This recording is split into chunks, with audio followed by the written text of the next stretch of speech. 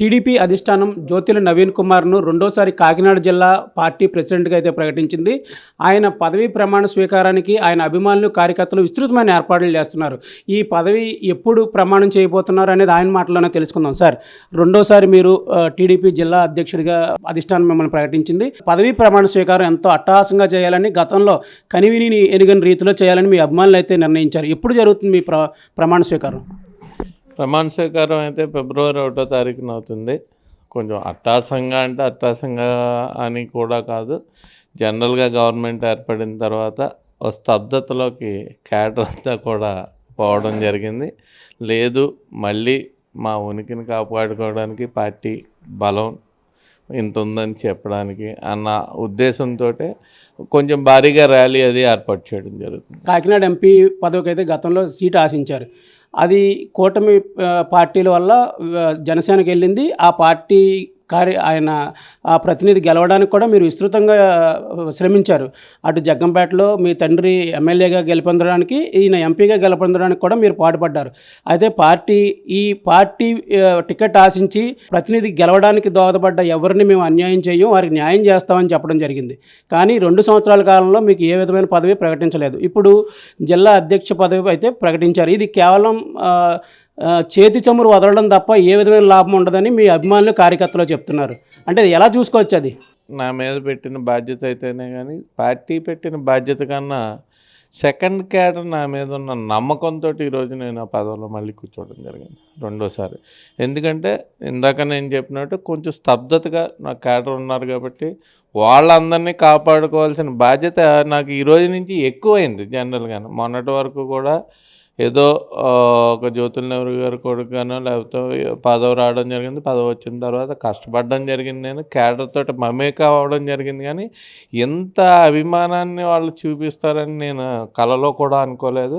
కానీ ఇప్పుడు ఉన్న పరిస్థితులు వాళ్ళందరినీ కూడా కాపాడుకోవాల్సిన బాధ్యత, కాపాడుకోవడం అంటే అక్కడ లోకల్గా ఎమ్మెల్యేలు ఉంటారు కానీ వాళ్ళ ఇబ్బందులను సరిచేయాల్సిన బాధ్యత నాకు ఎక్కువగా ఉంది. కాబట్టి ఈ పదవిని కూడా నేను ఒక ఇదిగానే భావిస్తున్నాను. అదంటారా, ఆ రోజున ఎలియన్స్లో భాగంగా జనసేనకి చేశారు. అక్కడ చంద్రబాబు నాయుడు, పవన్ కళ్యాణ్ గారు చేసిన త్యాగం ముందు నేను చేసిన త్యాగం పెద్ద త్యాగం కాదు. కానీ లోకేష్ గారి దృష్టిలో నేను ఉన్నాను కాబట్టి అతి తొందరలోనే నాకు మంచి అవకాశం ఇస్తారనే నమ్మకం అయితే నాకుంది. అంటే మీ కార్యకర్తల అభిమానులు మరొకటి చెప్తున్నారంటే, పార్టీ జిల్లా అధ్యక్ష పదవిలో ఆయన నమ్ముకున్న కార్యకర్తల అభిమానులకి చేయడానికి ఏమి ఉండదు. అంటే కార్యకర్తల అభిమానులు ఏవైనా అవసరానికి మీ దగ్గరకు వచ్చి ఈ పని చేయాలనే అంటే అది చేసే అవకాశం ఉంటుంది ఈ అధ్యక్ష పదవిలో. అసలు ఎందుకు ఉండదు? జనరల్గానే అధ్యక్ష హోదాలో ఉన్నానంటే ప్రతి ఎమ్మెల్యే కూడా నేను అడిగితే చేయని పరిస్థితి ఉండదు. అక్కడ లోకల్ పరిస్థితులను బట్టి నా దాకా వచ్చే పరిస్థితి మా ఎమ్మెల్యేలు కూడా కల్పించుకోరు. జనరల్గానే ఎవరు అడిగినా సరే చేసే పరిస్థితి. ఎందుకంటే మేము అంతా కూడా కలిసి వెళ్ళే పరిస్థితి ఉంది. అందరూ ఏకతాటి మీద వెళ్తాం.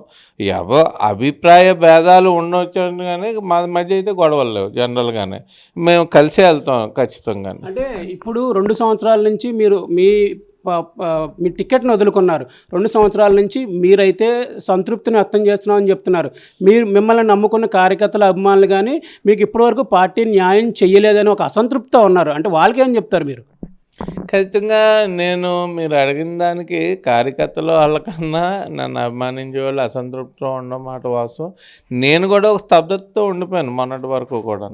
ఉండిపోయిన తర్వాత ఏదైతే మొన్న జరిగిన పరిణామాలన్నీ చూసుకున్నట్టయితే ఎంత క్యాడర్ నా మీద ఇంత భరోసా ఉంచారు కాబట్టి నేను ఇలా ఉండే పరిస్థితి కాదు. మళ్ళీ నేను ముందులో ఏ విధంగా పోరాటం చేశానో అదే విధంగా మళ్ళీ పోరాటం చేసి వాళ్ళకి మళ్ళీ దగ్గర అవ్వాలి, వాళ్ళ సమస్యలు తీర్చాలి. ఏ సమస్య ఉన్నా నేను ముందున్నాను క్యాడర్ పరంగానే వాళ్ళకి నమ్మకాన్ని మరొక్కసారి కల్పించాలనే ఉద్దేశంతో రేపు ప్రమాణ స్వీకారం అయిన దగ్గర నుంచి కూడా కొత్త తరహాలో నేను రాజకీయాన్ని మళ్ళీ మొదలెడతాను. మీ తండ్రి గారు మొన్న ఒక మీటింగ్లో అయితే చెప్పడం జరిగింది, నేను జిల్లాలో ఎక్కడి నుంచి అయినా పోటీ చేస్తాను, నా తనయుడు నవీన్ జగ్గంపేట నుంచి పోటీ చేస్తారండి.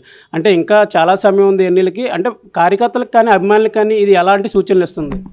ఖచ్చితంగా ఆ రోజున్న డిస్కషన్లో సరదాగా అన్నమాట. జనరల్గా జగ్గంపేట నుంచి అయితే నన్ను పోటీ చేయమని లాస్ట్ టైం కూడా అనడం జరిగింది. కాకపోతే కొంచెం ఆయనకి మంత్రి పదవి రాలేదు, అది వస్తుంది అన్న ఒక ఆశతోటి మళ్ళీ ఆయన్నే పోటీ చేయమనడం, ఆయనే పోటీ చేయడం జరిగింది. ఆయనకైతే అక్కడ నన్ను పెట్టి చేయించాలని అప్పుడే 2-3 టర్ముల నుంచి ఆయన ఆలోచన. కానీ ఆ మంత్రి పదవి ఆశ గురించి నాకే కాదు, ఈ రాష్ట్రంలో పార్టీలకు అతీతంగా అందరూ కూడా ఆయనకు ఒక్కసారి మంత్రి చేయాలనే ఆశ అందరిలోని ఉంది. అదే ఆశ నాలో ఎక్కువ ఉంది కాబట్టి మొన్న ఆయన్ని పోటీ చేయించడం జరిగింది. వివిధ కారణాల వల్ల ఏంటో మరి రాలేదు. ఈసారి అయితే ఖచ్చితంగా నేను అక్కడి నుంచి పోటీ చేస్తాను. దాని మీద వెళ్తాం. అంటే ఇప్పుడు ఇంకా 3 సంవత్సరాల కాలం ఉంది. ఇంకా అంటే మీరు మీ నాయకులు చెప్తున్న మాట అంటే కూటమి ఇంకో 15 సంవత్సరాలు ఉంటుంది, 15 సంవత్సరాలు మేమే అధికారంలో ఉంటామని చెప్తున్నారు. అది పక్కన పెడితే ఇంకో 3 సంవత్సరాల కాలంలో మంత్రివర్గ విస్తరణ కనుక జరిగితే మీ తండ్రి గారికి మంత్రి పదవి వచ్చే అవకాశం ఉంటుందని అనుకోవచ్చా? మనిషి ఆశాజీవి, వస్తుందన్న ఆశ నాకు ఉంది, నమ్మకం. కానీ వస్తుందో రాదో, ఇవ్వాలో కూడదో కొన్ని ఈక్వేషన్స్ ఉంటాయి, చాలా ఈక్వేషన్స్ ఉంటాయి. కాబట్టి దాన్ని బట్టి రాకపోవచ్చు, కానీ జనరల్గా వస్తుందన్న ఆశ అయితే మాకు అందరికీ ఉంది. మెట్ట ప్రాంతంలో జ్యోతిల్ నెహ్రూ అంటే ఒక పట్టున్న నాయకుడు, ఒక మాస్ లీడర్. ఎవరైనా పేరు పెట్టి పిలవగల గుర్తింపు అక్కడ అలా గుర్తించే నాయకుడు. ఆయనకు అంత పట్టుంది. ఆయన పదవిలో ఉన్నా లేకపోయినా ఆయనకు అభిమానులు అయితే ఇప్పుడు ఉంటారు. అటువంటి నాయకుడికి ఇప్పటి వరకు మంత్రి పదవి రాకపోవడం కూడా ప్రజలు కొంచెం అసంతృప్తితో ఉన్నారు. అసలు పార్టీ అధిష్టానం ఇది పరిగణలోకి ఏమైనా తీసుకునే అవకాశం ఉందా అసలు?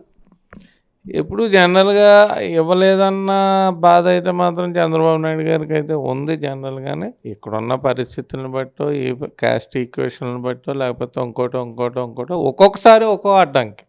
ఒకసారి ఒక రూపంలో వస్తాయి, ఇంకోసారి ఇంకో రూపంలో వస్తాయి. ఆ రూపంలో అడ్డంకులు. కానీ ఆయనకైతే మాత్రం లోకేష్ గారికి కూడా మొన్న అయితే 99% ఇద్దామన్న ఆలోచన ఉంది. మరి ఏ ఈక్వేషన్లు ఆఖరి నిమిషంలో మారాయో తెలియదు నాకు, కానీ రాలేదు మొత్తానికి. అంటే ఇప్పుడు మీ పదవీ ప్రమాణ స్వీకారానికి జిల్లా నుంచి కానీ ఉమ్మడి తూర్పుగోదావరి జిల్లా నుంచి కానీ ఎవరెవరు మంత్రులు, ఎమ్మెల్యేలు హాజరు కాబోతున్నారు? జనరల్గా నేనైతే అందరికీ ఆహ్వానం పలకడం జరిగింది. పార్టీ ప్రెసిడెంట్గా పల్లా శ్రీనివాస్ గారిని పిలిచాను. అలాగే అచ్చెన్నాయుడు గారు నాకు ఫస్ట్ నుంచి కూడా మన కాకినాడ జిల్లాకు కానీ, ఇక్కడ అమలాపురం జిల్లాకు కానీ, రాజమండ్రి తూర్పుగోదావరి జిల్లాకు కానీ, ఆయన ఇక్కడ అంతా కూడా ఎలక్షన్ ముందు ఉన్నారు కాబట్టి ఆయన్ని కూడా ఆహ్వానించడం జరిగింది. అలాగే సుజయ్ కృష్ణరంగారావు గారు కానీ, నారాయణ గారు కానీ, ఇక్కడ ఇప్పుడు ప్రస్తుతం ఇన్ఛార్జ్ మంత్రులు, ఆయనను కూడా ఆహ్వానించడం జరిగింది. మా 7 ఎమ్మెల్యేలని కూడా ఆహ్వానించడం జరిగింది. అదేవిధంగా నాకు కొంచెం క్లోజ్ అయిన బుచ్చిభవన్ కానీ, హరీష్ని కానీ, హరీష్ అంటే పార్లమెంట్ ఉంది కాబట్టి కొంచెం డౌట్ అని చెప్పాడు. సతీష్, వీళ్ళందరినీ కూడా నేను ఆహ్వానించడం జరిగింది. రమారమి బయట నుంచి అందరూ కూడా 40-50 మంది ముఖ్యులను పిలుచుకోవడం జరిగింది నేను. వాళ్ళందరూ కూడా ఆ టైంని బట్టి, పరిస్థితులను బట్టి రావడం జరుగుతుంది.